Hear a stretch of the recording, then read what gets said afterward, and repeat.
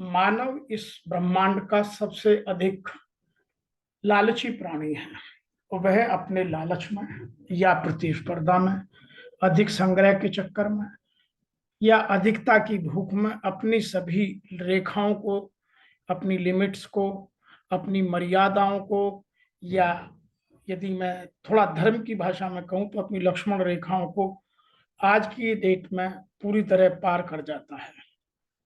तो हमारे शास्त्रों में, रामचरितमानस में लक्ष्मण रेखा का वर्णन किया गया है। माता जानकी ने पर्णकुटी में अपनी लक्ष्मण रेखा को पार किया तो कितना कष्ट हुआ।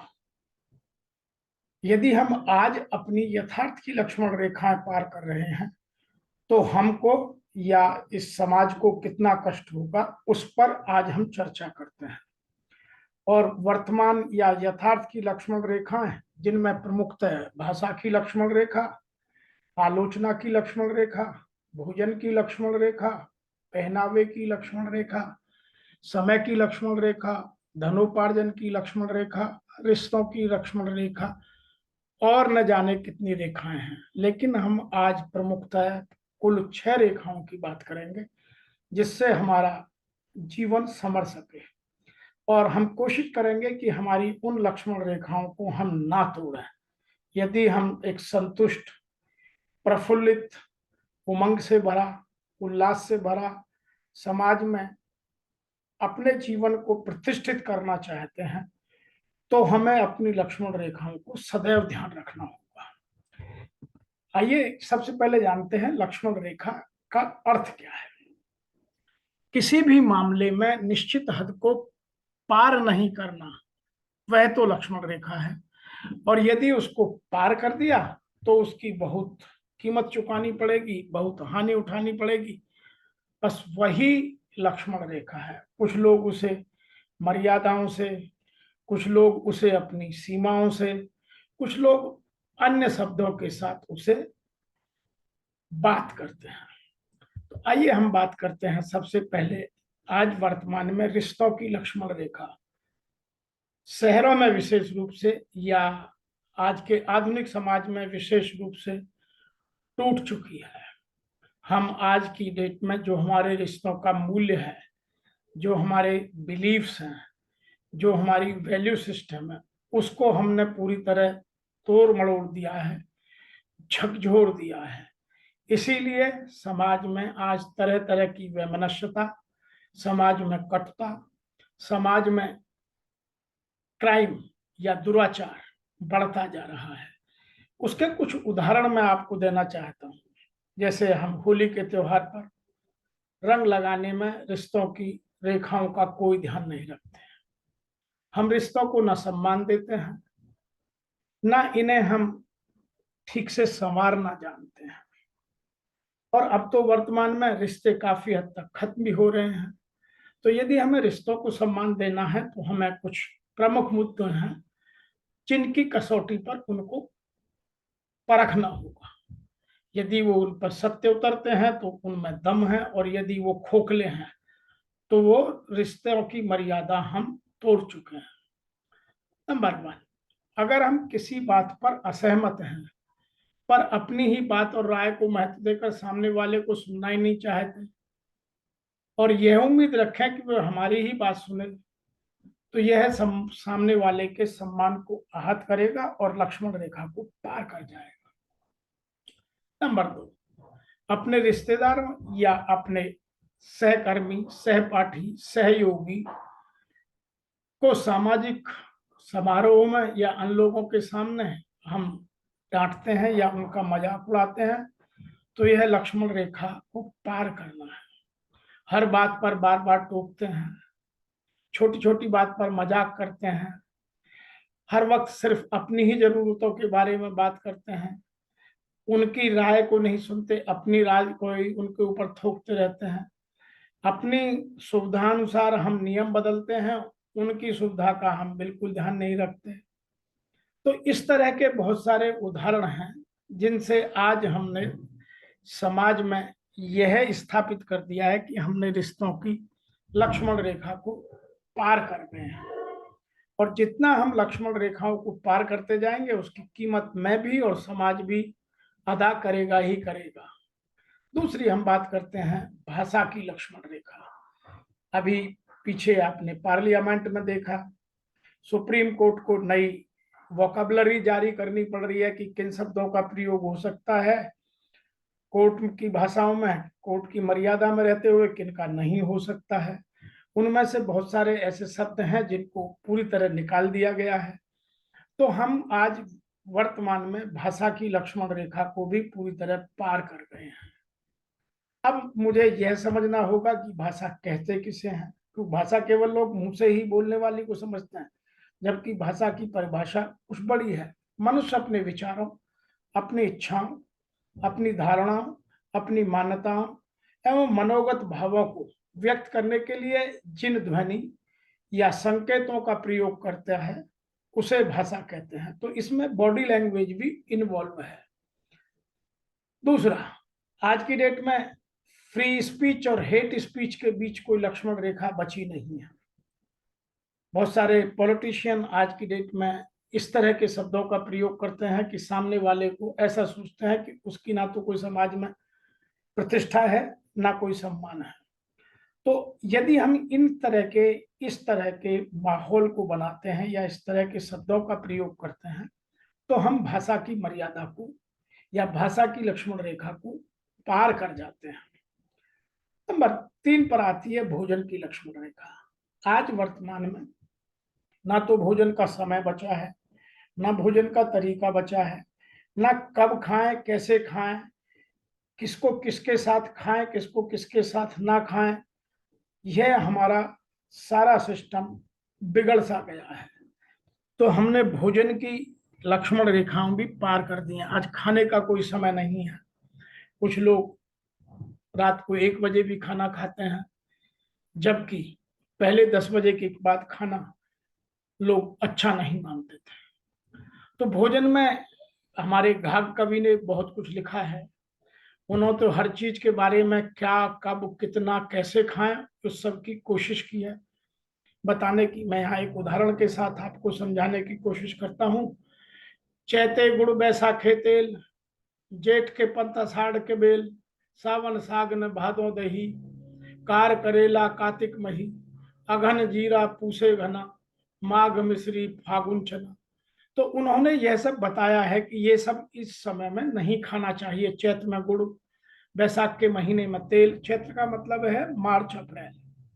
तो जो हिंदी महीने हैं, क्योंकि घाघ कवि के टाइम में हिंदी महीने ही चलते थे, तो उन्होंने इन चीजों को बताया कि इन चीजों को नहीं खाना चाहिए। चैत्र में गुड़, बैसाख में तेल, जेठ में राई, आषाढ़ में बेल, सावन में साग, भादों के महीने में दूध से जमी हुई दही, क्वार में करेला, कार्तिक में मट्ठा, अगन में जीरा, पूस में धनिया, माघ में मिश्री और फागुन में चना। ये सब हानिकारक है। आज हम जून के महीने में गोभी खाना पसंद करते हैं, जबकि पता है कि वह पूरी तरह केमिकल पर आश्रित होकर फर्टिलाइजर भी और उसके साथ साथ उसमें हर्बिसाइड और पेस्टिसाइड का छिड़काव इतना होता है कि वह पॉइजन से कम कुछ नहीं, लेकिन हम खाते हैं। आज हम दही और नींबू और मलाई की बनी चीजें या दूध की बनी चीजें, छेना की बनी चीजें एक साथ खाते हैं। तो हमने भोजन की मर्यादा भी पूरी तरह तोड़ दी है। हमने भोजन की लक्ष्मण रेखा को पार कर गए, इसीलिए आज सबका स्वास्थ्य खराब है। 40 साल में हार्ट अटैक आ रहे हैं। आप यदि देखें तो स्वास्थ्य के पीछे हमारा भोजन का समय और मात्रा और कैसे खाएं, ये 3 चीजें बहुत महत्व रखती हैं। समय की लक्ष्मण रेखा, आज समय की कोई महत्व नहीं बच गया है। जो जब चाहता है, जैसे चाहता है, उस काम को करना चाहता है। पहले लोग ये ऐसा बोलते थे कि मेरा सूर्य के साथ समझौता है कि तुम मुझे कभी सोता हुआ नहीं देख सकते। इसका तात्पर्य यह था कि हम सूरज छिपने के बाद सोते थे और सूर्योदय से पहले उठकर खड़े हो जाते थे, तो कभी दिन में सोते ही नहीं थे। अब लोग रात को 12 बजे, 2 बजे, सुबह 4 बजे तक जगेंगे, फिर सोएंगे और दिन भर सोएंगे। यह सब गलत है। तो हमने समय की लक्ष्मण रेखा को जितना पार किया है उसकी कीमत हमारा स्वास्थ्य आज चुका रहा है। यंग एज में बच्चों को बहुत सारी असुविधाएं हो रही हैं, स्वास्थ्य को लेकर तरह तरह के प्रॉब्लम्स आती जा रही हैं। और इसके मैं कुछ आपको उदाहरण भी बता सकता हूं कि ऐसा क्यों होता है, समय की मर्यादा हम क्यों टालते हैं। जैसे काम को बार बार टालना, प्रोकास्टिनेशन, आलस्य, ये ऐसे उदाहरण हैं कि हम काम को आगे खींचते जाते हैं। दूसरा, एक वर्तमान में नई बीमारी लगी है कि हम सोशल मीडिया पर इतना समय देने लगे हैं कि हमारे पास अपना शेड्यूल मेंटेन करना मुश्किल हो रहा है। दूसरा, हम स्वधर्म को छोड़कर परधर्म में काम करते हैं, दूसरे का काम करते हैं। नंबर 4 है, सामान का इस्तेमाल करने के बाद उसे कहीं भी फेंक देते हैं, अपनी जगह पर नहीं रखते, जिसको उसको ढूंढने में या तलाश करने में बहुत समय लगता है। ये कुछ उदाहरण है। मैं इसके बात करूंगा कि यदि आपको समय का ध्यान रखना है तो समय आपका ध्यान रखेगा। और यदि हम समय की मर्यादा को तोड़ देंगे, समय की लक्ष्मण रेखा को पार कर जाएंगे, तो हम कभी भी ना तो स्वस्थ रहेंगे और ना ही हम समृद्ध बन पाएंगे। यहाँ एक मैं कोट कह रहा हूं, जो एक अच्छे भविष्य का आनंद लेना चाहता है उसे अपना वर्तमान बर्बाद नहीं करना चाहिए। अर्थात मेहनत जितनी जल्दी की जाए उतनी कम करनी होती है। इसलिए हमें एक एक मिनट का या एक एक सेकंड का सदुपयोग करना चाहिए। इसके अतिरिक्त यहाँ मुझे रतन टाटा जी का एक कोट बहुत पसंद है, मैं सारे जीवन उस पर काम करता रहा हूं। कोई इतना अमीर नहीं कि अपना पुराना वक्त खरीद सके। दुनिया में किसी के पास इतनी दौलत नहीं है कि वो अपना एक समय भी जो बीत गया उसे दोबारा खरीद सके। और कोई इतना गरीब नहीं है कि अपने आने वाले वक्त को ना बदल सके। अर्थात समय पर मेहनत करना आवश्यक है। तीसरा है, जो हमने बात की थी कि समय की मर्यादा में समय प्रबंधन के जो जितने भी महत्व हैं वो मैंने एक अलग से वीडियो बनाकर उसमें डाले, आप उन्हें देख सकते हैं, समझ सकते हैं। अगली हम बात करते हैं पहनावे की लक्ष्मण रेखा। वर्तमान में कॉरपोरेट अटायर फिक्स है। यूनिफॉर्म के नाम पर स्कूल में, कॉलेजेस में, हमारी डिफेंस सर्विसेज में सबका अटायर फिक्स है। फिर भी हम जाने या अनजाने, दोनों बात कहूंगा मैं, हम इनफॉर्मल ड्रेसेस को पहनकर पब्लिक प्लेस पे जाते हैं, जो अनुचित है, जो हमारी पहनावे की मर्यादा को या पहनावे की लक्ष्मण रेखा को पार करना कहलाता है। जैसे ये एक फिल्म अभिनेत्री है, अब इनके आप पहनावे को देखिए, ये कौन सा फैशन है।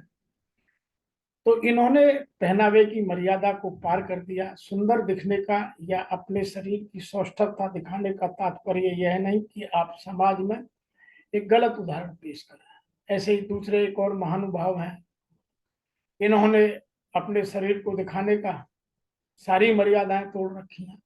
तो जो वेशभूषा की मर्यादा है वह हमें सदैव ध्यान रखनी चाहिए।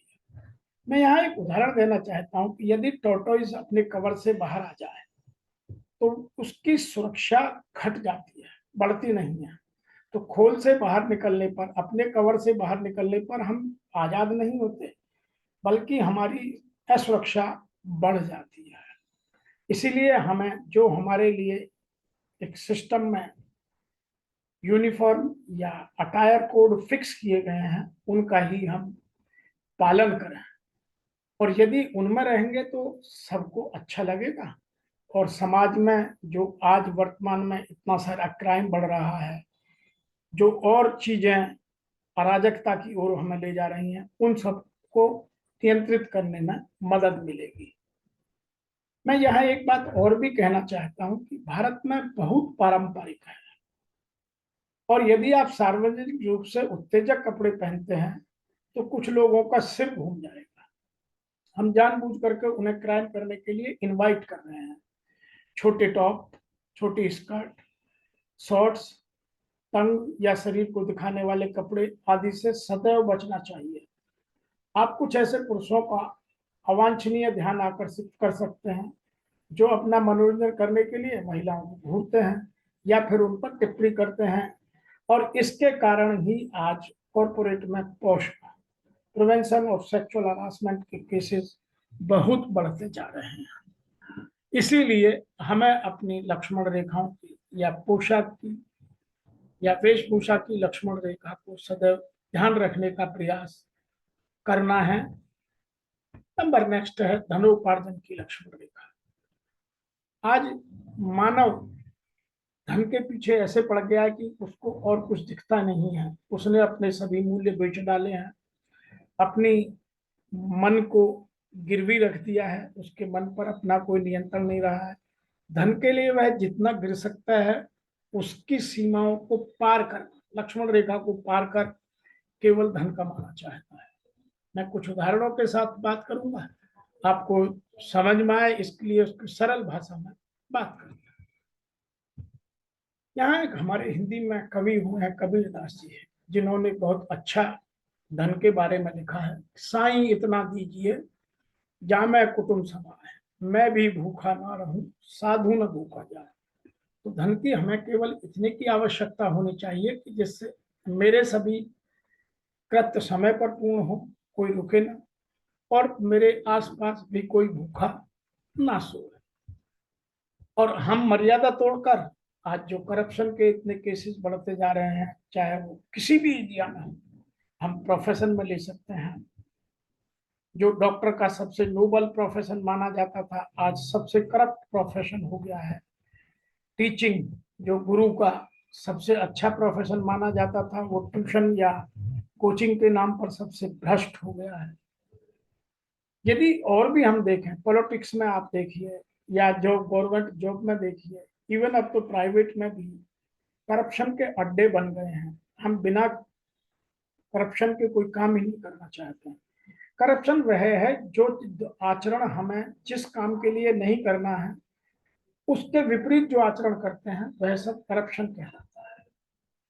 इसके अतिरिक्त आप जो नए एनजीओ आए हैं, जो टॉप से फंड चलता है, वो पहली एनजीओ से दूसरी एनजीओ, दूसरी एनजीओ से लोकल एनजीओ तक पहुंचते पहुंचते, उससे फिर पब्लिक तक पहुंचते पहुंचते इतना खत्म हो जाता है कि उसके पैसे की कोई लिमिट ही नहीं बचती है। इसलिए वो लक्ष्मण रेखा भी काफी तोड़ी जाती है। अगली हम बात करते हैं कि काला धन, जिसको लेकर के समय समय पर हर कोई बात करता है। काले धन का जन्म कहाँ से होता है? जब हम अपनी लक्ष्मण रेखाएं पार करते हैं तब ही काले धन का जन्म होता है, अन्यथा काला धन कहाँ से आया? तो हमें अपने धनोपार्जन की लक्ष्मण रेखाओं को जितना हम पार करते जाएंगे उतना ही इस समाज को और अपने आप को हम असुविधा में, कष्टों में भरते जाएंगे। आज यदि मैं आपको इन 6 लक्ष्मण रेखाओं के बारे में समअप करूं और वो एक कहानी से सुनाऊं तो आपको ज्यादा बेहतर समझ में आएगा। प्राचीन काल में एक संत हुए और वो संत जो बोलते थे उनकी वाणी से वह पूरा हो जाता था। तो एक बार एक बहुत लालची आदमी उनके पास आया, उनसे कहने लगा कि मेरे पास जमीन नहीं है, क्योंकि उस जमाने में जमीन पर खेती करना बहुत सुलभ और सबसे अच्छा व्यवसाय माना जाता था। तो उन्होंने कहा कि आप मेरे लिए कुछ करें। तो उन्होंने कहा अच्छा, मैं तुम्हें एक आशीर्वाद देता हूं कि कल सुबह जब सूर्योदय से लेकर के और सूर्यास्त तक आप जितनी जमीन पर चक्कर लगाओगे वो सब तुम्हारी हो जाएगी। तो वह सुबह उठ करके ही सुबह से दौड़ने लगा और वो दौड़ते दौड़ते यह भूल गया कि लौटते वक्त मुझ में इतनी शक्ति नहीं रहेगी और अपने मैं जहां से स्टार्टिंग पॉइंट है वहां नहीं आ पाऊंगा, क्योंकि उसमें उस महात्मा ने यह कंडीशन रखी थी कि शाम तक आप जितना दौड़ करके उसी पॉइंट पर आ जाओगे जहां से शुरू करोगे तो वह जमीन आपकी होगी, अन्यथा यदि आप नहीं पहुंचे तो आपकी मृत्यु हो जाएगी। तो वह दौड़ते दौड़ते लालच में अपनी उस लक्ष्मण रेखा को पार कर गया कि उसको यह ध्यान नहीं रखता रहा कि मेरे लौटते वक्त इतनी ऊर्जा नहीं रहेगी। वह जब काफी आगे निकल गया और जब शाम को लौटने लगा तो उसकी ऊर्जा उसको जवाब दे गई और वह रास्ते में ही दम तोड़कर मर गया। और यह कहानी किसी बाबा की या पुराने धर्म की कथा नहीं है, यह हमारे सबके जीवन की कथा है। हम पूरी जिंदगी इस पैसे की या धनोपार्जन की दौड़ में इतना दौड़ते हैं और यह भूल जाते हैं कि जीवन में आनंद कहाँ है, जीवन में उमंग, जोश, उत्साह कहाँ है। आज हम ना तो त्योहारों को ठीक से मनाते हैं, ना रिश्तों को संजोते हैं, और हम केवल पैसे के लिए सब कुछ दांव पर लगाकर केवल धनोपार्जन करना चाहते हैं, जो अनुचित है। अतः हमें इन 6 लक्ष्मण रेखाओं का ध्यान रखते हुए अपने जीवन को सुलभ, सौंदर्य से भरा हुआ, प्रसन्न बनाना है। तो सदैव लक्ष्मण रेखाओं को ध्यान रखना होगा और उनके अंदर